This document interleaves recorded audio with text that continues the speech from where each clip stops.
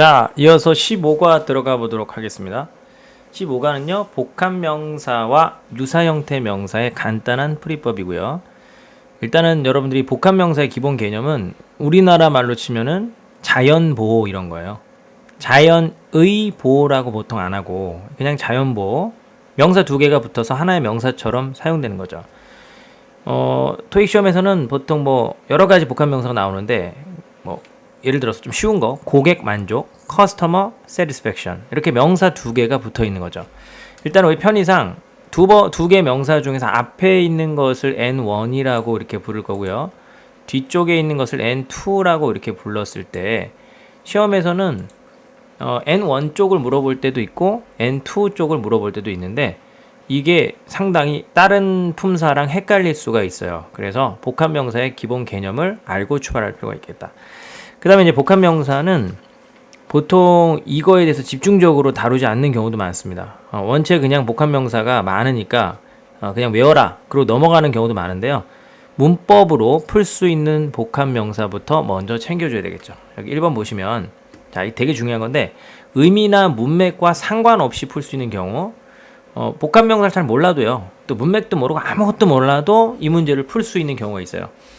결론부터 얘기해보자면 이것은 patient reliance라고 하는 복합명사, 환자 의존도라는 복합명사인데 뭐 여러분들이 이걸 풀기 위해서 환자 의존도를 미리 공부를 해라라고 얘기할 필요가 없는 게 자, 이 patient라는 단어를 잘 봐주세요. 이 patient 왜 봤냐? patient는 메모장에다 제가 또 적어보겠습니다. patient는 환자라는 말이죠. 환자.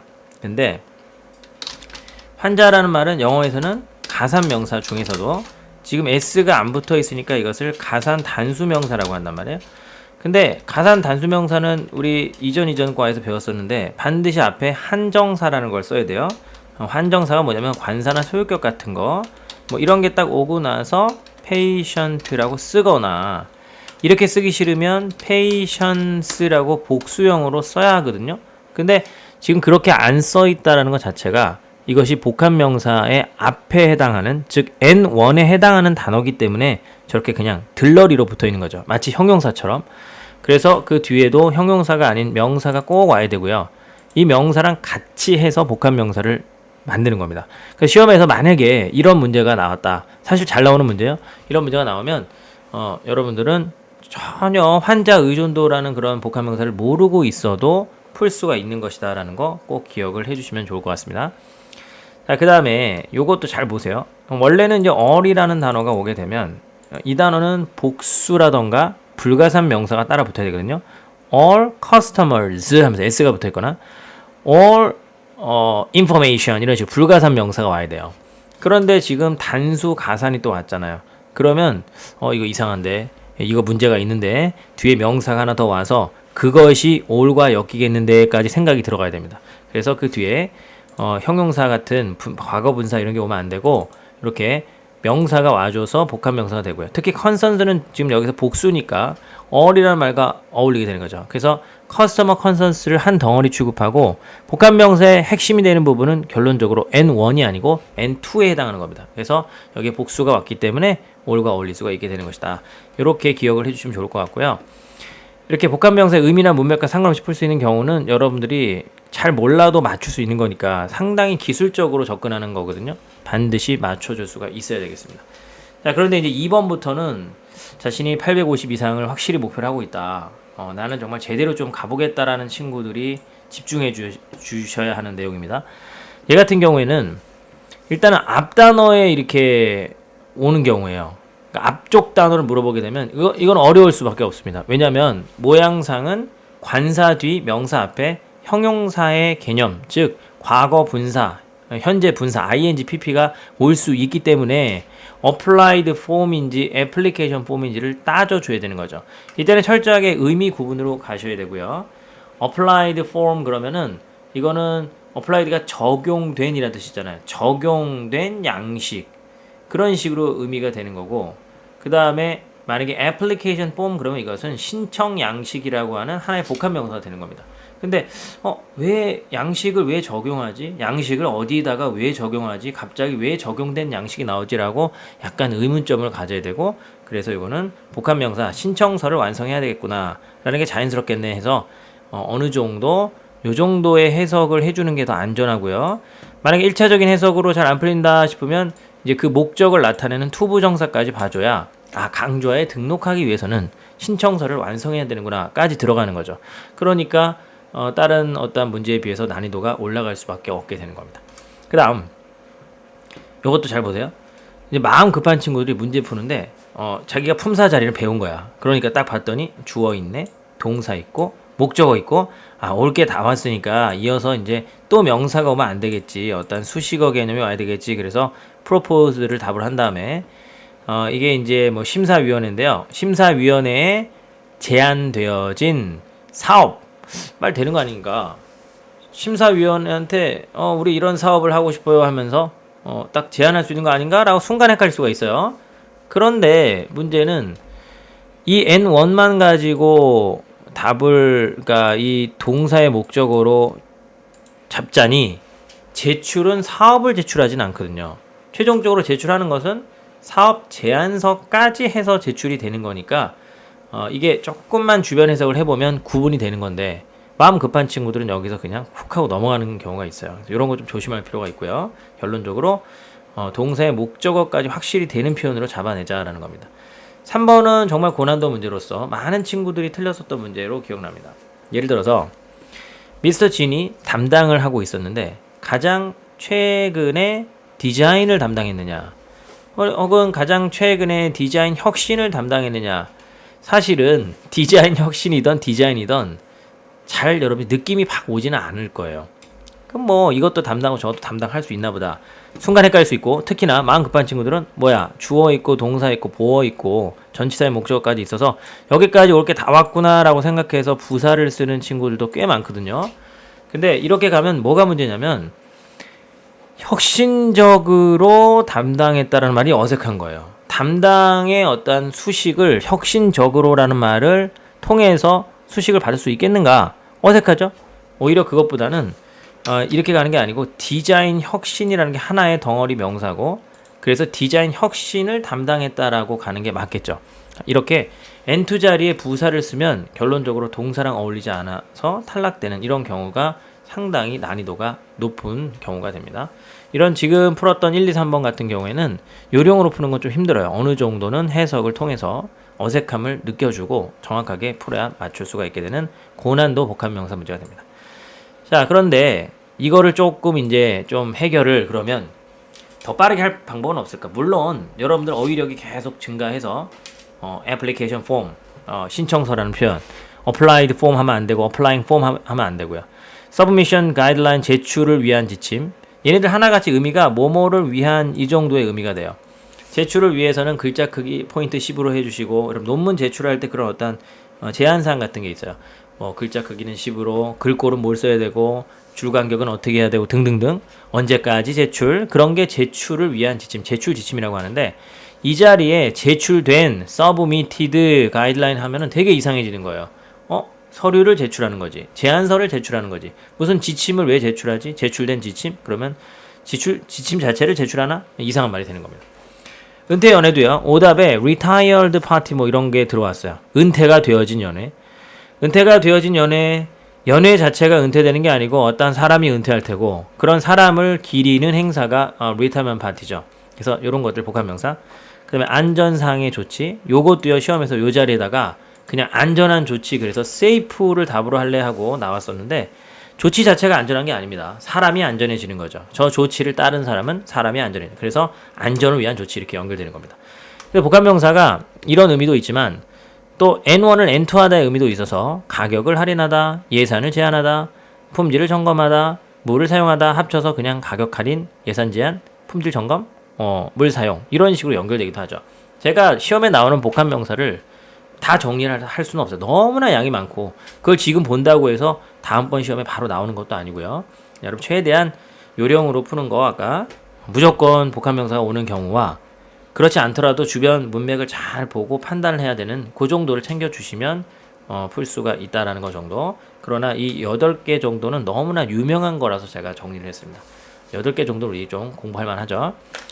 자, 그 다음에 N1의 복수형이 ing인 애들은 특히나 더 헷갈릴 수가 있습니다. 복수형이나 혹은 ing. 자, 예문을 보면서 얘기해 볼게요. 이 문제 학생들이 좀 틀렸는데 세일스 팀이냐 세일 팀이냐, 그래서 앞 단어에 s가 원래부터 들어가는 단어가 몇 개 있어요. 여기도 적어놨지만 뭐 판매사원, 전자회사, 커스텀스 클리어런스는 통관이라고 해서 비행기 타고 이렇게 한국 들어올 때, 요새는 코로나 때문에 이제 뭐 이게 쉽지 않은데, 예전에 제가 프랑스 파리를 이제 여행을 갔다 오는데, 역시나 파리 갔다 오면 사람들이 다 저기 어디 명품백 같은 거 하나 정도는 어떻게 해서 사오려고 이제 하는데, 그게 뭐 그 당시 기준으로 400달러인가요? 넘으면은 이제 세금을 내야 돼. 세관에 신고를 해야 돼. 사람들이 그 가방이 원래부터 자기가 갖고 다니던 가방이라는 식의 어떤 액션을 취하기 위해서 원래 자기 가방 버려버리고 새로 산 가방에다 막 물건 집어넣고 그걸 이렇게 메고 들어오지만, 세관에서 근무하는 분들이 이런 거 하루아침에 뭐 하루 이틀 보는 게 아니겠죠. 그러니까 잡는다고요. 그래서 세금 내라고. 그런 어떤 행위, 그죠? 통과하는 거, 그런 걸 우리는 통관이라고 하는데, 세관이라는 말이 커스텀스이기 때문에 저렇게 앞에 원래 s를 붙여주는 단어들이 있습니다. 세이빙스 뱅크, 그래서 세이빙스라는 게 이제 저축. 세이빙 그럼 보통 절약을 뜻하는 경우가 많고요. 세이빙스 그러면 저축. 그래서 저축은행, 이런 식의 뭐 세이빙스 뱅크, 세이빙스 어카운트, 그러면 그런 은행의 계좌 같은 거를 얘기하고요. 원래부터 s가 붙어 있는 단어들은 암기를 좀 할 수밖에 없습니다. 이거는 왜냐하면 저 자리에 s를 쓸지 말지를 물어봤을 경우에 상당히 헷갈릴 수가 있게 되는 거예요. 그 다음에 N1이 ing 형태, 이건 뭐냐면 이게 자칫 잘못하면 분사랑 헷갈릴 수가 있어요. working environment 그러면 일을 하고 있는 중인, 뭐 스케줄링 그러면 일정을 짜고 있는 중인, 애드버타이징 광고를 하고 있는 중인, 오퍼레이팅 운영을 하고 있는 중인. 근데 이게 ing 분사라고 보면 어떤 문제가 생기냐면, 그럼 환경이 일을 하다, 충돌이 일정을 잡다, 그 다음에 광고 캠페인이 광고하다, 그 다음에 비용이 운영하다. 지금 그 뜻이 아니거든요. 그래서 여기서 워킹은 그냥 일하기라는 ing지만 명사로 치는 거예요. 스케줄링 일정 잡기라는 명사, 애드버타이징 광고, 오퍼레이팅 운영, 이런 ing의 명사 형태가 뒤에 명사 하나랑 더 결합이 돼서 복합 명사를 이루는 형태라서 사실은 이게 상당히 어렵습니다. 시험에 요거 나오면 은근히 헷갈릴 수가 있는 거죠. 그 정도 챙겨주시면 되고요. 대표적인 게 어카운팅 리스폰서블, 요 문제 나왔을 때 학생들이 많이 틀렸습니다. 요 문제 잘 보세요. 딱 보면은 마음 급한 친구들은 여기 소유격이 있네, 그 다음에 여기 쭉 보니까 책무라는 명사가 있어서 형용사 써야지 해서 어카운터블을 많이 쓰거든요. 생각해보니까 어카운터블이라는 것은 책임을 지는 이란 말인데, 그러면 책임을 지는 책임을 지는 것은 사람이 책임을 지죠. He is accountable 하면서 for something 이렇게. 근데 지금은 회계상의 책무, 회계 책무라는 말이기 때문에 여러분들 그 어카운팅 디파트먼트 할 때 그 어카운팅이에요. 회계. 그래서 회계 책무, 어카운팅 리스폰서블리티가 답이 되는 이런 문제가 나왔었죠. ing 형태나 s가 붙은 것은 이래서 좀 난이도가 올라가게 됩니다. 제가 집필한 교재는 번호대가 뒤로 가면 갈수록 조금 더 약간 난이도 올라가고, 그렇지만 850을 위해서는 쉬운 것보다는 이 정도까지도 알아야 된다라는 것들이 정리가 되어 있는 겁니다. 물론 당연히 앞번호 때 1번, 2번, 3번 쪽은 정말 기본이고 중요한 거 위주로 먼저 정리를 했어요. 자, 그 다음에 5번입니다. 사람 혹은 사물간 유사 형태를 가진 명사. 이게 이제 명사 문법의 하이라이트라고 해요. 명사 문법은 이 총 지금 3과에 걸쳐서 배웠는데, 제일 먼저 이제 가산 불가산 했잖아요. 두 번째 사람 사물 구분하는 거. 근데 이거는 같은 사람끼리 의미 구분을 하거나 같은 사물끼리 의미 구분을 하는 게 나오면 이제는 정말로 어휘 문제처럼 돼버립니다. 그러나 여전히 어휘 문제라고 할 수 없는 이유가, 진짜 그 명사 어휘 문제는 앞머리 자체가 애초부터 다르거든요. 근데 얘는 앞머리까지는 똑같잖아요. 앞머리까지는 똑같은데 그래도 의미 구분을 해줘야 되는 거. 예를 들어서 trainees는 훈련생들이고요. trainers는 교육자, 그 훈련시키는 사람이잖아요. 그러니까 이거는 둘 다 사람 명사 간의 의미 구분을 해야 되는 그런 문제가 되는 거고, 그럼 이거는 이제 내용을 좀 이해를 해야죠. 봤더니 멘토들과 협력을 해야 된다는 뒤에 이런 내용을 봤을 때, 멘토들과 협력하는 것은 트레이너가 아니고 교육 훈련자들이 하는 거구나, 그렇게 판단할 수 있고, 그 다음에 이것도 스테이트도 명사, 스테이트먼트도 명사인데 사람 사물로 풀 수가 없습니다. 왜? 스테이트는 뭐 상태, 스테이트먼트는 성명서 이런 건데 그 뒤에 발행된이란 말이 딱 붙어요. 발표된, 발행된. 그래서 발표된 이런 식으로 연결이 되려면 이거는 성명서가 발표되는 거지 이게 상태가 발표되는 게 아니구나. 그런 성명서에 따르면 뭐 CEO가 이렇게 스텝 다운 할 것이다. 이런 식으로 연결이 되는. 그래서 이런 것을 유사, 형태, 의미 구분 명사 문법이라고 분류합니다. 여전히 문법이라고 불러요. 왜냐면 이것을 어휘로 치면은 앞머리 자체가 애초에 달라야 되는데 얘는 앞머리는 비슷하다 이거죠. 문법인데 이제 고난도가 되는 겁니다.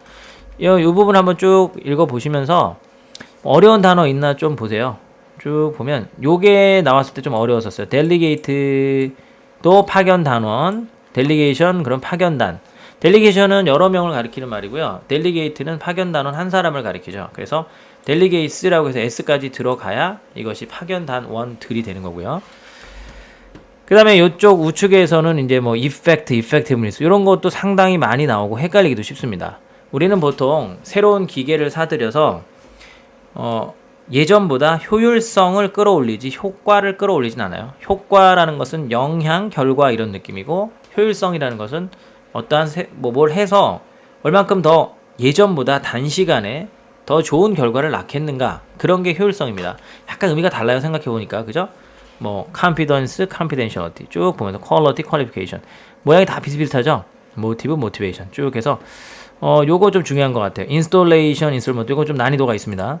우리는 보통 installment 그래도 설치라고 착각을 하는데 installation이 설치고요. installment는 할부라는 뜻도 있고요. 또 시리즈 중에 한 권이라는 뜻으로도 시험에 나오니까 같이 기억을 해주면 좋을 것 같습니다. 나머지도 한 번씩 읽어보시는 걸로 하고 자 그러면 우리 문제를 한번 같이 한번 풀어보도록 하겠습니다. 딱 봤더니 이건 딱 보자마자 여기 눈이 확 들어와야 돼요. 뭐야 이거? 내가 이제 말하는 이 포인트가 딱 들어오나 보세요. 나는 이 문제를 보자마자 물론 보기를 아주 0.11초 만에 슉 하고 이미 봤어요. 뭐야 앞머리 똑같네. 이거 문법 문제 같은데 명사 자리 문법 문제 딱 여기서 인플로이가 들어온 거야. 그럼 인플로이를 본 순간에 무슨 생각 빡 나와야 돼? 이거 직원인데 이거 직원인데 뭐가 문제야? 사람이잖아. 가산 단수잖아. 바로 위에 적은 거가 똑같이 한 번 더 나와야 돼. 그런데 왜 앞에 어나 더나 소유격 한정사가 없지? 왜 복수형이 아니지? 라는 생각에 아하 이거 복합명사의 N115구나.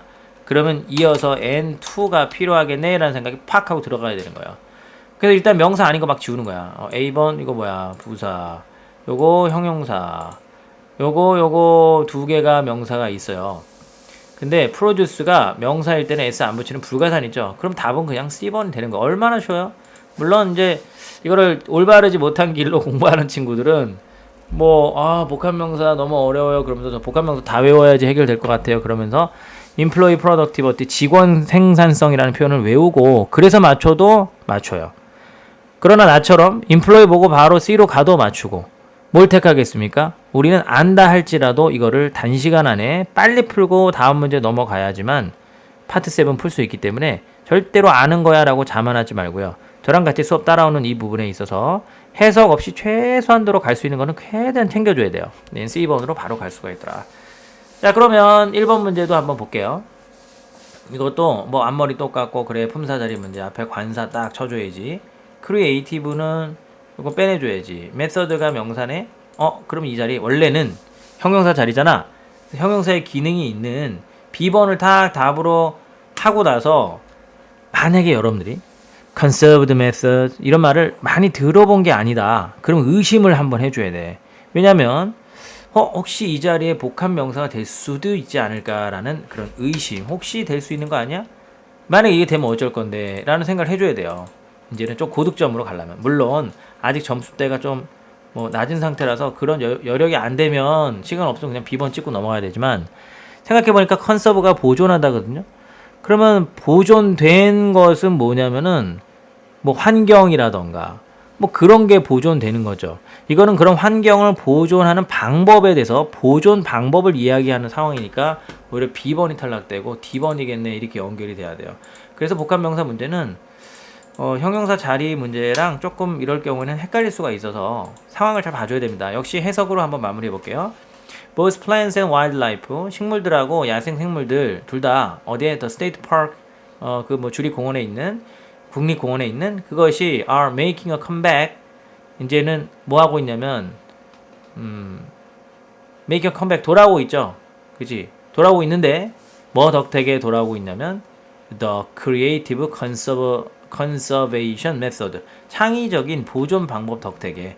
근데 그게 being practiced는 그렇게 이제 실행이 되는 거죠. 거기에서. 그래서 D번이 답이 되는 문제입니다. 좋습니다. 이어 잘 따라오신 거 맞고요. 복합명사는 명사 문법 중에 가장 고난이도가 된 거예요.